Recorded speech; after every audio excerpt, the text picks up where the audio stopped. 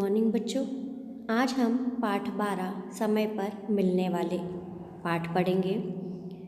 इसके लेखक हरिशंकर परसाई जी हैं।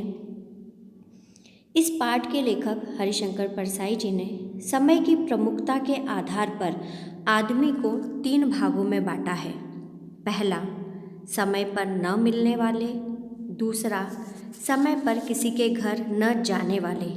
और तीसरे, न समय पर घर मिलने वाले और ना ही समय पर किसी के घर जाने वाले। लेखक बताते हैं, अधिकांश लोग ऐसे होते हैं जो न स्वयं किसी के यहाँ समय पर जाते हैं और न किसी को समय पर मिलते हैं, किंतु कुछ लोग ऐसे होते हैं जो समय पर घर मिलते हैं और समय पर दूसरों के घर जाते भी हैं। ऐसे लोगों को लेखक ने टाइम पीस कहा है, अर्थात हमेशा घड़ी देखकर ही कार्य करना। ऐसे लोग घर पर रहते हैं तो टाइम पीस देखते रहते हैं, यानी समय को बार बार देखते रहते हैं। बाहर जाते हैं तो अपनी हाथ घड़ी देखते रहते हैं। इस प्रकार के व्यक्तियों को हम बहुत कठिनाई से झेल पाते हैं, अर्थात ऐसे व्यक्तियों से हमारा समय नष्ट होता है, इससे हमें दुख पहुंचता है। इस पर चर्चा करना व्यर्थ सिद्ध होगी। आगे लेखक बताते हैं, लंबी तपस्या इंतज़ार के बाद जो लोग हमें समय देते हैं और मिल जाते हैं तो ऐसा प्रतीत होता है मानो भगवान मिल गए। जो समय तय करके घर नहीं मिलते उन्हें लेखक ने भगवान का एजेंट माना है।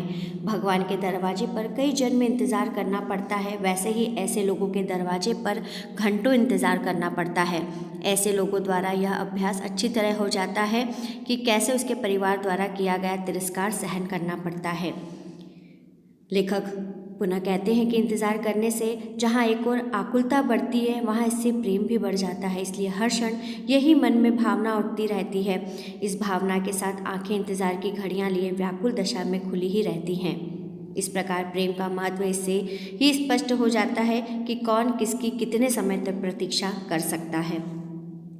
लेखक बताते हैं, जो समय का ध्यान नहीं रखते तथा अपना और दूसरों का समय नष्ट करते हैं, ऐसे लोगों की लोग निंदा करते हैं, किंतु लेखक उन्हें ज्ञानी कहता है। लेखक कहते हैं कि लोग समझते हैं कि काम का कोई अंत नहीं है और आत्मा अमर है, वह कभी मरती नहीं है, तो जल्दी किस बात की। काम इस जन्म में पूरे नहीं हुए तो अगले जन्म में पूरे हो जाएंगे। फिर लेखक बताते हैं कि इस प्रकार के लोगों को आम धारणा होती है कि अगर इस जन्म में आत्मा ने जो मनुष्य का रूप धारण किया है, जो इस समय काम नहीं हो पाया है, वह अगले जन्म में पूरा हो जाएगा। लेखक ने समय की बर्बादी को रोकते हुए कहा है कि हमें ऐसे लोगों की निंदा करनी चाहिए जो समय का ख्याल नहीं रखते, दूसरों का वक्त खराब करते हैं।